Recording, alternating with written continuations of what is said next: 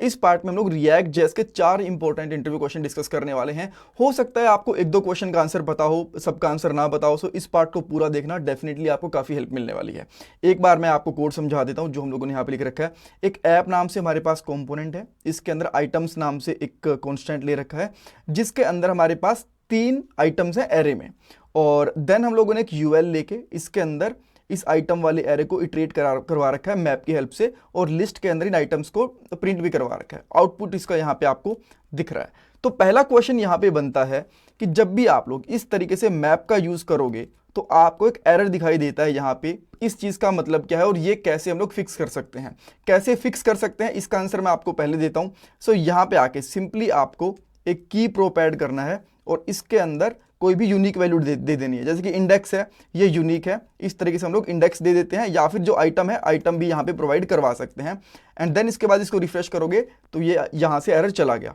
Now second question यहाँ पे आता है कि की एट्रीब्यूट एक्चुअली में ऐसा क्या कर रहा है कि वो एरर चला गया। की एट्रीब्यूट हर एक आइटम को यूनिकली आइडेंटिफाई करने में आपकी हेल्प करता है, यानी रिएक्ट जेएस की हेल्प करता है बेसिकली। सो यहाँ पे इस एरे के अंदर 3 आइटम्स है। मान लो आपको 4th आइटम ऐड करना है, या फिर एक आइटम डिलीट करना है, या फिर किसी का नाम चेंज करना है। उस केस के अंदर ये रिएक्ट जेएस की हेल्प करेगा कि कौन से वाला आइटम हम लोगों को अपडेट करना है, बिकॉज हर एक आइटम के साथ में की है और ये की उसको ईजिली अपडेट कर देगी। इससे आपकी एप्लीकेशन की परफॉर्मेंस बेटर होती है। थर्ड क्वेश्चन यहां पे आता है कि इस तरीके से एक लिस्ट हम लोगों ने यूज कर रखी है आइटम के अंदर, और एक और इस तरीके से आइटम यूज कर लिया, तो यहां पे एक एरर देगा। इसको फिक्स करने के लिए हम लोगों ने यहां पे फ्रेगमेंटेशन यूज कर लिया।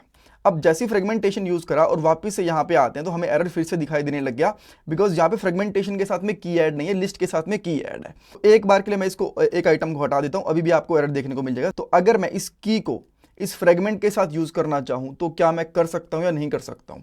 आंसर है बिल्कुल कर सकते हो, बट फ्रेगमेंट आप इस तरीके से यूज नहीं कर पाओगे। आपको यहां पे फ्रेगमेंट वाला ये वाला सिंटेक्स यूज करना पड़ेगा, ये वाला टैग यूज करना पड़ेगा, देन इसके साथ में आप की यूज कर पाओगे।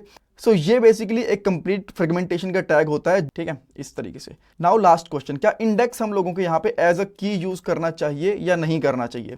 देखो वैसे तो यहाँ पे कुछ एरर नहीं आएगा अगर आप लोग यहाँ पे इंडेक्स की का यूज करोगे, बट ये रिकमेंडेड नहीं है। अब मान लो हमारे पास यहाँ पे 3 आइटम्स है, आपने एक आइटम यहाँ से डिलीट कर दिया, तो जो इंडेक्स है ना वो भी चेंज हो जाएगा, बिकॉज ये 0 1 2 इस तरीके से शुरू होता है। जब पहली बार रन हुआ तो यहाँ पे क्या आ गया, जो की है इसकी 1 आ गई, सेकंड टाइम में 2 आ गई, थर्ड टाइम में 3 आ गई। अगर एक आइटम यहाँ पे डिलीट हो गया तो हमारे पास जो की है वो भी बेसिकली 0 और 1 ही रह गई।